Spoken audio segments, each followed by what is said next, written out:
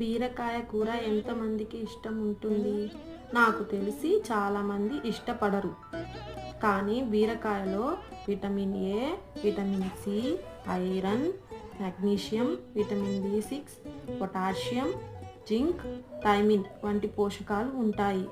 ఇంకా ఈ బీరకాయ తొక్కుల్ని మీరు తొక్కులని పడేయకండి. వీటితో మనం పచ్చడి చేసుకోవచ్చు.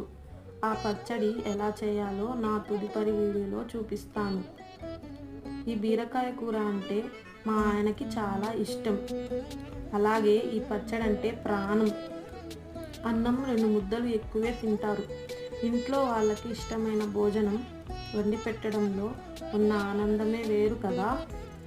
వాళ్ళ సంతోషమే నా సంతోషం.